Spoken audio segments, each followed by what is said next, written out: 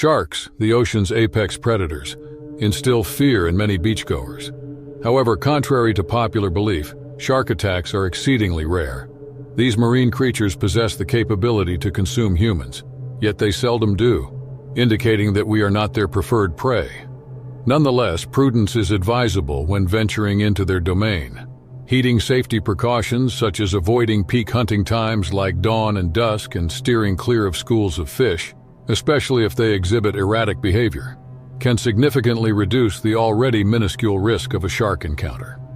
Here are 6 stories of shark attacks. It was the summer of 2018 in the small coastal town of Donsol, Philippines. The quaint village was nestled between lush green hills and the shimmering azure waters of the Pacific Ocean. For generations, the locals had coexisted harmoniously with the diverse marine life in the area's rich ecosystem. However, a group of eco-tourists was about to experience a terrifying ordeal that would shatter the tranquil facade of this seaside paradise.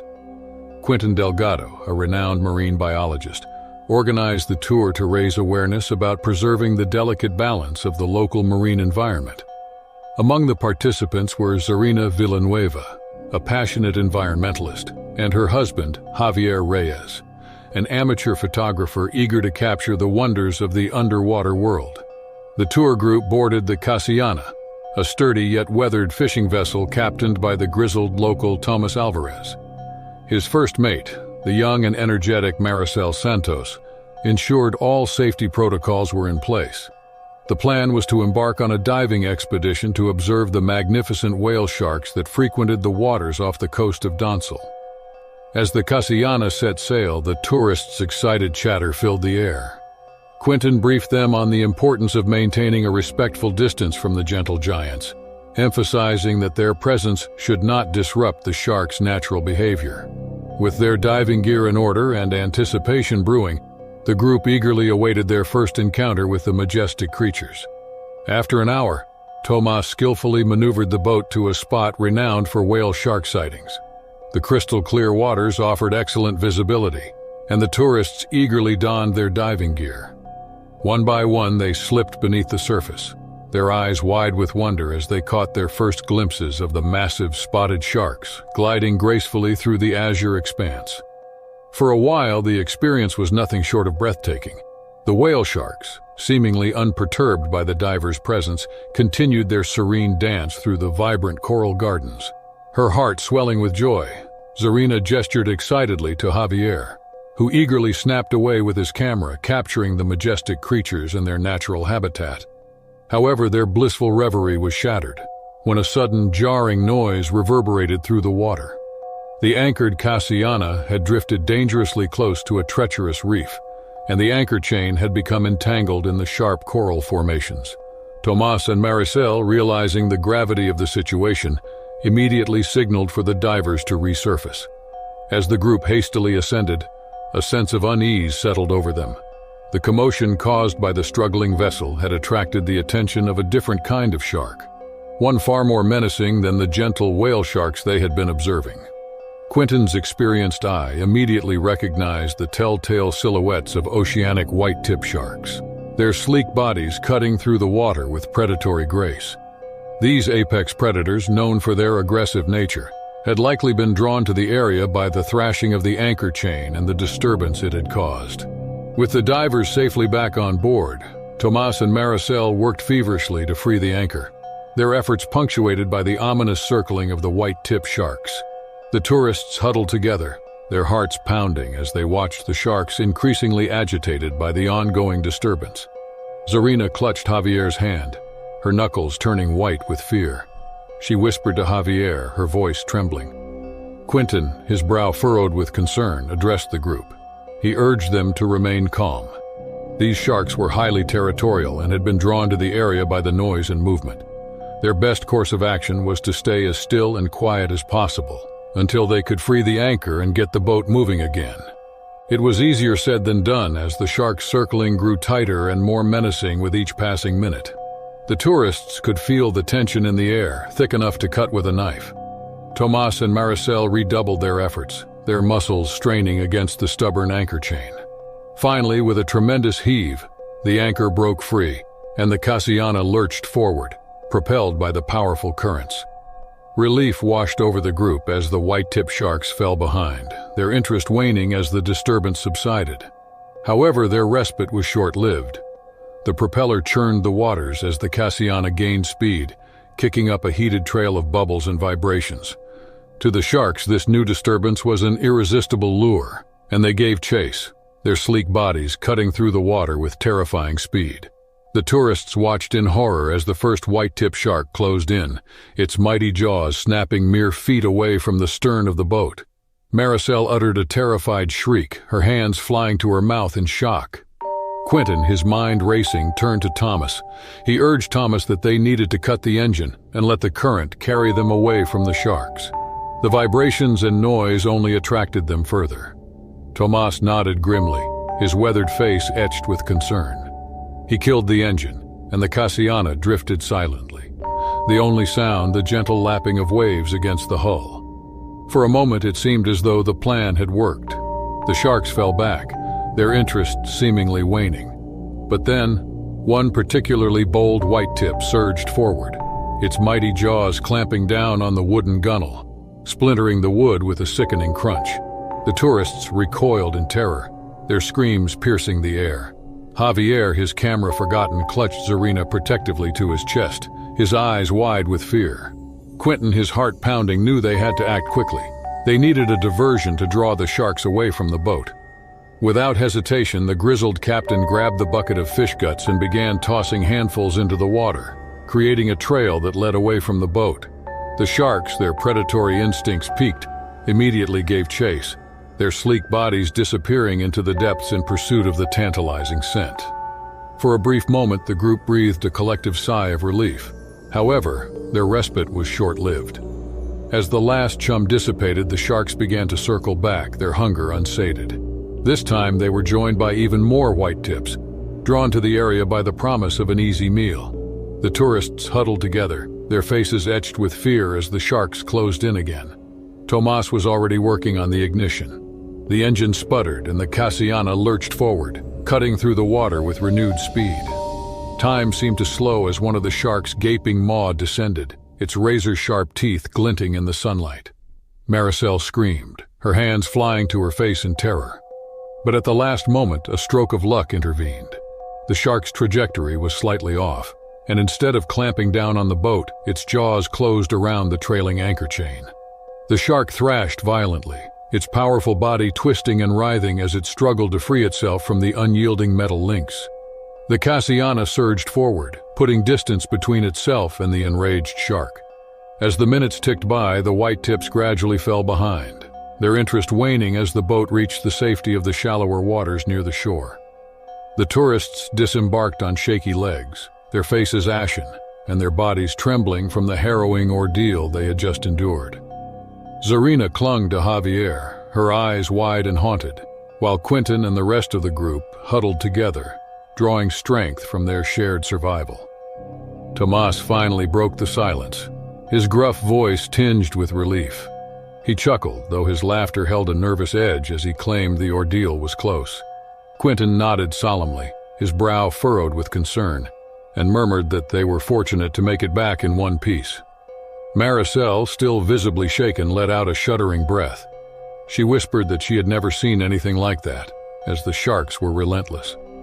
As the group made their way back to the safety of the shore, they couldn't help but reflect on the fragile balance between humans and the mighty predators of the sea. What had begun as an innocent eco-tour, a chance to observe the majesty of nature up close, had quickly devolved into a life-or-death struggle against the very creatures they had come to admire. As they went their separate ways, each carrying the scars of their ordeal, they knew they would never again look at the sea with the same sense of wonder and innocence. The eco-tour had gone wrong, but in the process, they gained a newfound respect for the delicate balance between humans and the ancient predators that called the ocean their domain. In 2012, 5 friends embarked on an adventurous camping trip to the secluded coast of El Nido, Palawan, Philippines. The pristine beaches, fringed by towering limestone cliffs and lush tropical foliage, promised a serene escape from the hustle and bustle of city life. Leading the charge was Liam Mercado, an outdoor enthusiast who thirsted for exploration. His friends, Samantha Villanueva, Jericho Reyes, Miguel Santos, and Isabel Alvarez, shared his passion for adventure and were eager to trade the concrete jungle for a few days of untamed beauty. As their pickup truck rumbled along the winding coastal road, the group couldn't help but marvel at the breathtaking scenery that unfolded before them.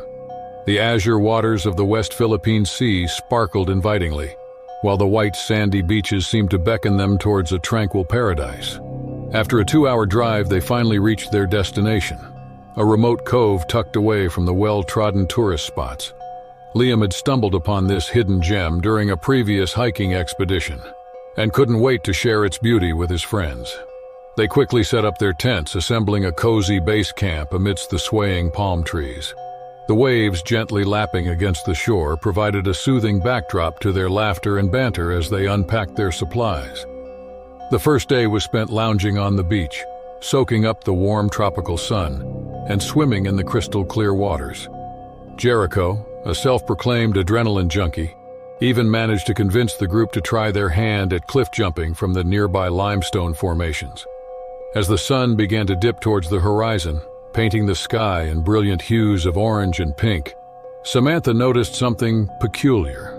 She signaled the rest to confirm if they had seen something, her brow furrowed in concern. The others turned to follow her gaze, scanning the water's surface. That's when they spotted a dark triangular fin slicing through the waves, unmistakably belonging to a shark. Liam waved it off, his voice reassuring. Liam was not worried as the thought of it probably being just a reef shark came in. He exclaimed that they were harmless and quite common in those waters. The group accepted his explanation, but Samantha couldn't shake the uneasy feeling that had settled in the pit of her stomach.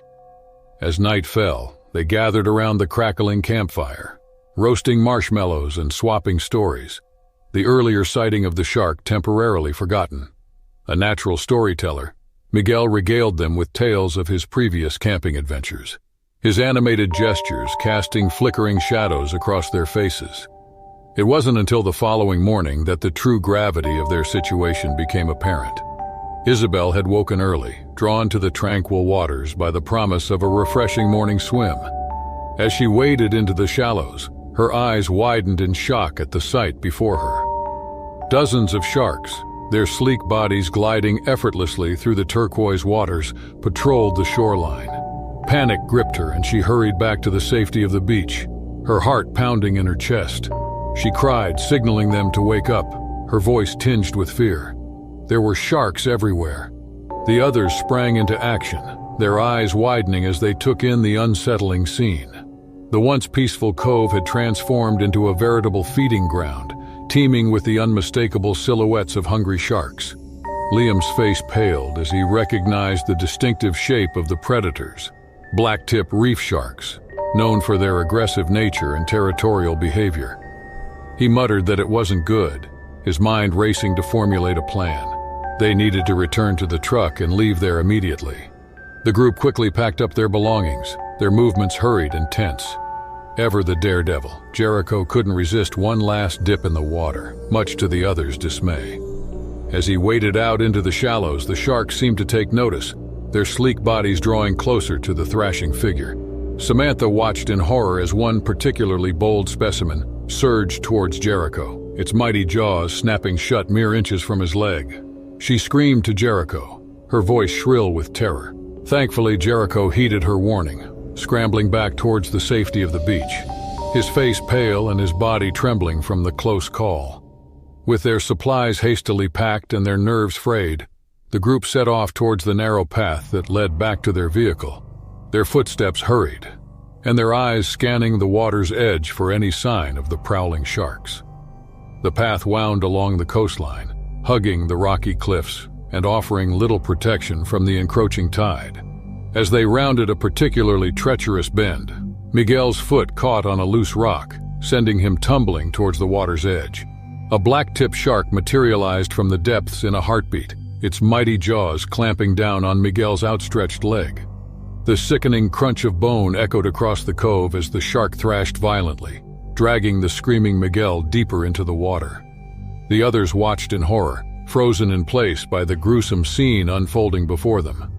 Liam finally sprang into action, grabbing a nearby branch and charging towards the shark, his face contorted with rage and determination. The shark, momentarily startled by the commotion, released its grip on Miguel's mangled leg, allowing Liam and Jericho to drag their injured friend back to safety. Isabel and Samantha quickly fashioned a makeshift tourniquet, their hands trembling as they worked to stem the blood flow. Miguel's face was ashen, his eyes glazed with pain and shock. They had to get out of with their voices barely above a whisper. The group pressed on, their pace slowed by Miguel's injury but fueled by a renewed sense of urgency. The path seemed to stretch endlessly before them, each twist and turn revealing more treacherous terrain, and the ever-present threat of the sharks lurking in the shallows. Finally, after what felt like an eternity, they caught sight of their pickup truck, miraculously untouched amidst the chaos. With renewed determination, they hurried towards the vehicle, their shoes slapping against the sand as they ran. Liam fumbled with the keys, his hands shaking as he unlocked the doors and ushered the others inside. Miguel's ragged breathing filled the cabin as Samantha and Isabel tended to his wounds, their faces etched with worry. As the truck roared to life, Liam gunned the engine, the tires kicking up a plume of sand as they hurtled down the narrow path toward the main road. Sensing the commotion, the sharks surged towards the retreating vehicle, their sleek bodies cutting through the water with terrifying speed.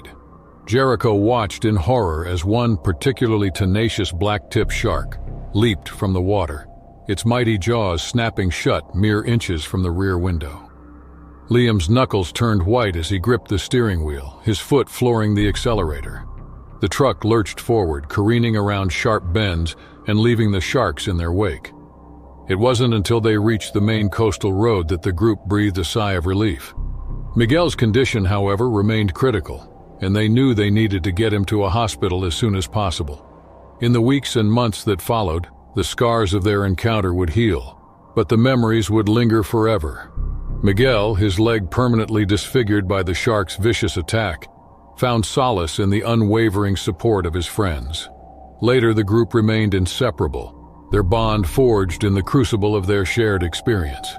They became advocates for responsible ecotourism, sharing their cautionary tales with others and promoting a greater understanding of the delicate balance between humans and the natural world.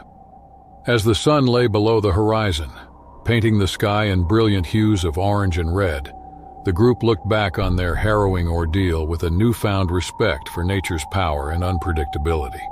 What had begun as a peaceful camping trip had quickly descended into a nightmarish struggle for survival against the very creatures they had come to admire. It was the cool summer of 2014 when a team of experienced divers set their sights on the remote Palau Trench, a deep-sea trench located off the coast of the tiny Pacific island nation of Palau. For years, rumors had swirled about a sunken treasure ship, its hold brimming with priceless artifacts from a bygone era, lost to this mysterious underwater chasm. Calista Mendoza, a seasoned treasure hunter with a reputation for fearlessness and an insatiable thirst for adventure, led the expedition. Her crew consisted of Alejandro Torres, a former naval officer with extensive diving experience, and the siblings Marissa and Javier Ramirez, both skilled technical divers with a passion for underwater exploration. As their research vessel, the Azul Profundo cut through the vast waters of the Pacific, excitement crackled in the air like static electricity. Calista pored over the faded charts and ancient texts that had guided them to this remote location, her eyes alight with the promise of uncovering a long-lost treasure. She declared that that was it, her voice tinged with a reverence bordering on obsession. It was the resting place of the Dorada del Mar, a Spanish galleon laden with gold and artifacts beyond our wildest dreams. Alejandro, ever the pragmatist, arched an eyebrow skeptically. He confirmed if Caliste was certain the coordinates were accurate because they were venturing into uncharted territory there. Calista shot him a withering glance, asking if she had ever steered them wrong.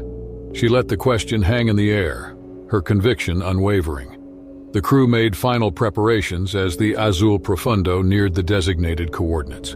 Scuba tanks were checked, Rebreathers were calibrated and diving slates were handed out, each bearing an intricate map to guide them to their underwater destination.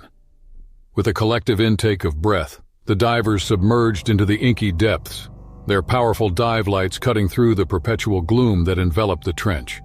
The descent was slow and methodical, each diver monitoring their air consumption and depth with practiced precision. A sense of awe washed over them as they neared the bottom of the trench. The seabed was littered with the remnants of shipwrecks, their once proud hulls reduced to ghostly skeletons by the relentless passage of time. Ancient amphorae and weathered artifacts peeked through the silt, tantalizing glimpses of the treasures that might lay in wait. Callista signaled for the team to regroup, her eyes shining with excitement. Using her slate, she traced the path they would need to follow, the map leading them deeper into the heart of the trench. The journey was arduous, with the divers navigating treacherous terrain and through labyrinthine coral and rock formations. But their perseverance was rewarded when Javier's light illuminated a sight that caused their hearts to skip a beat. Half buried in the silt lay the unmistakable outline of a ship's hull, its timbers warped and encrusted with centuries of marine growth. Callista's eyes widened as she took in the intricate carvings that adorned the stern, a telltale sign that they had indeed stumbled upon the legendary Dorada del Mar. Adrenaline coursing through their veins, the team set about carefully excavating the site, their movements precise and respectful as they uncovered the ship's secrets. Javier and Marissa worked in tandem, brushing away layers of silt to reveal the glint of gold and the shimmer of precious gemstones. Alejandro, his military training kicking in, kept a watchful eye on their surroundings, his gaze constantly sweeping the inky depths for any potential threats. It was this vigilance that alerted him to the first sign of danger. Then a massive shadow, darker than the surrounding gloom, emerged from the murky depths, its curved form cutting through the water with lethal grace. Alejandro's blood ran cold as he recognized the unmistakable silhouette of a great white shark, its fearsome jaws agape and its beady eyes fixed on the diving team. Alejandro alerted the others with a frantic series of hand signals to the impending threat. Callista, her face set in grim determination, signaled for them to continue their excavation, unwilling to abandon their hard-won prize. The shark circled closer, its powerful tail propelling it through the water with terrifying speed. Marissa watched in horror as the predator's jaws snapped shut mere inches from her face, the rush of displaced water sending her tumbling backward. Javier, his protective instincts kicking in, positioned himself between his sister and the shark. His eyes narrowed in defiance. But even his bravery paled in the face of the ocean's apex predator, its primordial hunger driving it closer to the team. As the minutes ticked by, tension mounted, each diver acutely aware of their dwindling air supply and the looming threat of the great white. Callista's face was a mask of concentration as she carefully extracted an ornate golden chalice from the wreckage, her movements slow and deliberate. But the shark's predatory senses, heightened by the scent of blood from a minor cut on Marissa's hand, seemed to grow more agitated with each passing second. Its circling tightened, its powerful tail thrashing the water into a furious maelstrom. Alejandro knew they were running out of time. With a series of urgent hand signals, he conveyed the gravity of the situation to Callista. Her face twisted in anguish, torn between the lure of the treasure and the preservation of her crew's safety. In the end, self-preservation won out. With a heavy heart, Callista signaled for the team to begin their ascent, clutching the golden chalice to her chest as they kicked towards the surface, their movements fueled by desperation. The great white, sensing its prey slipping away, surged forward with terrifying speed, its jaws snapping shut mere inches from Javier's fin. The young diver propelled himself upwards with a burst of adrenaline-fueled strength, his heart pounding in his ears. The ascent felt like an eternity, each diver painfully aware of their rapidly depleting air supply and the relentless pursuit of the shark. Marissa's eyes widened in horror as the predator closed in on her brother, its jaws agape and its powerful body coiled to strike. Alejandro interposed himself between the shark and Javier in a moment of selfless bravery, brandishing a titanium dive knife in a desperate bid to fend off the attack. The undeterred shark surged forward, its massive bulk slamming into Alejandro with the force of a freight train. The impact sent the former naval officer tumbling through the water, his air supply momentarily cut off as the shark's thrashing tail clipped his regulator. For a few agonizing seconds, he flailed helplessly, his lungs burning for oxygen. Javier, acting on pure instinct, grabbed Alejandro's arm and hauled him towards the surface, his powerful kicks propelling them both upwards with renewed urgency.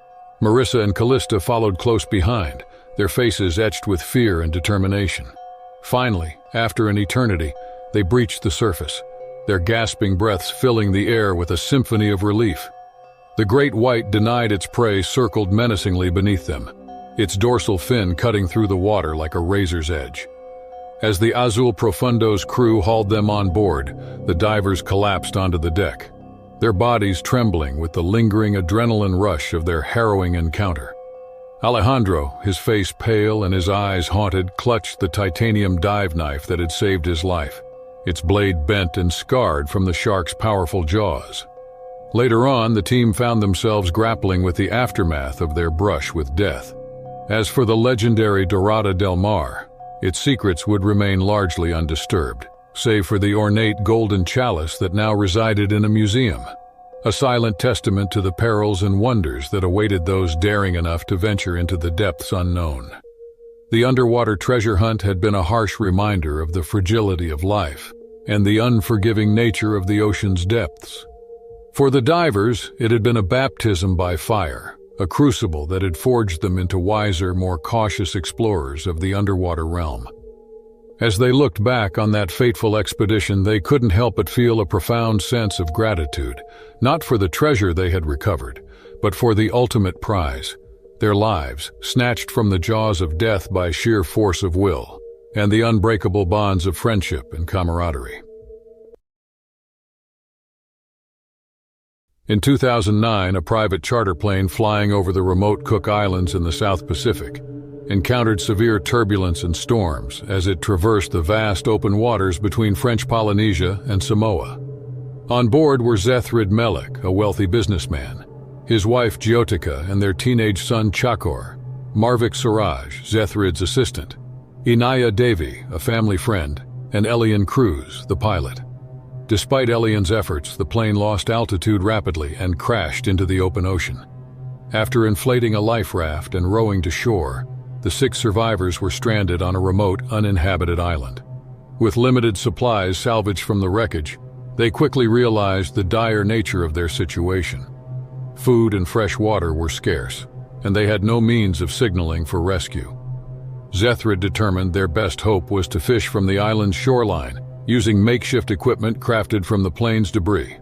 However, their efforts soon attracted an unwanted visitor, a massive bull shark stalking the shallows. On their 4th fishing attempt, Giotica felt a powerful tug on her line as the considerable shark struck, nearly pulling her into the bloody turmoil before the line snapped. The group scattered back from the water's edge, shaken by the close call but undeterred in their need for sustenance. They cautiously resumed fishing over the next few days while one person stood sentry to fend off further attacks. The bull shark grew increasingly aggressive, recognizing their activities as a food source. When it struck again, this time going after Chakor, Elian and Marvik had to intervene to prevent the teen from being pulled into the shark's gaping maw. Realizing that their fishing expeditions were too hazardous to continue, the castaways had to find another means of survival. As they were coping with dehydration beneath the scorching sun, Inaya proposed an ingenious solution, using plastic bottles and salt water to create rudimentary solar stills, to extract fresh drinking water through evaporation and condensation. Her plan was a success, providing enough hydration to reinvigorate the group. However, maintaining and expanding the stills would require them to perilously venture close to the shoreline, within reach of the ravenous shark patrolling the shallows. Keeping a vigilant lookout with makeshift spears at the ready, they began digging additional still pits all along the beach, exposing themselves directly to the predator's territory. Their struggle to survive had transformed into a battle of wits and resourcefulness against a relentless, primordial adversary. As the days passed without rescue, the castaways were pitted in an escalating life-or-death contest with the ancient Leviathan lurking just offshore. With their solar stills providing only temporary respite, they would have to take even more risks and push their luck further to outlast the island's resident hunter. On the 18th day, Elian and Marvik were hard at work digging a new still pit when the massive bull shark suddenly emerged from the shallows, its gaping jaws wide to ambush them.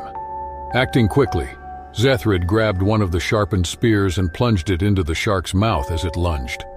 The strike wasn't deep enough to be fatal, but it was enough to drive the primordial beast back and make it reconsider its easy meal.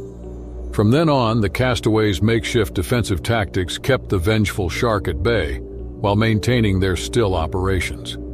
2 days later, a marine research vessel passing through the area picked up the group's faint emergency signals and found them just in time to airlift them to safety.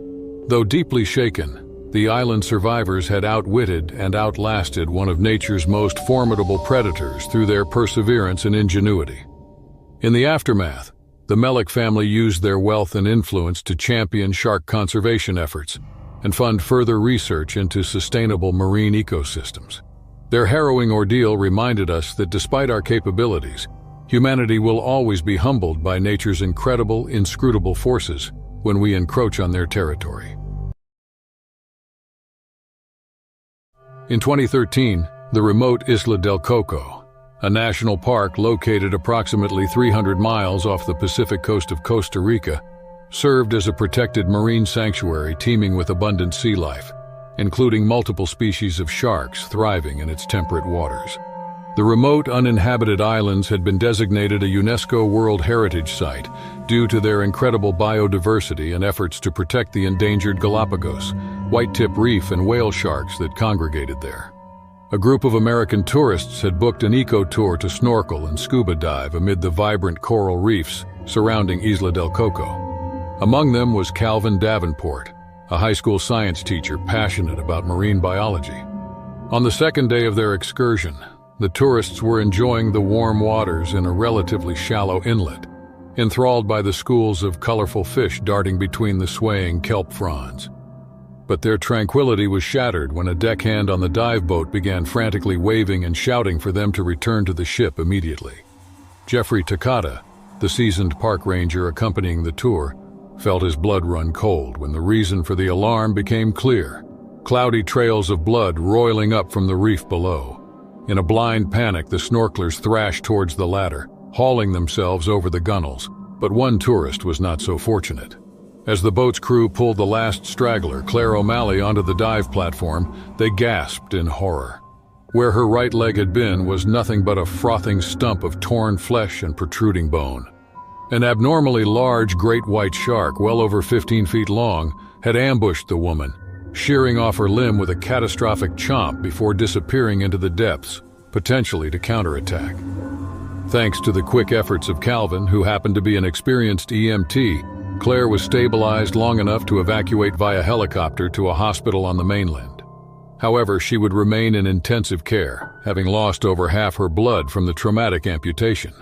Jeffrey and the Park Service closed off part of the waters around Isla del Coco, as the massive rogue shark remained unaccounted for, potentially still lurking in the vicinity.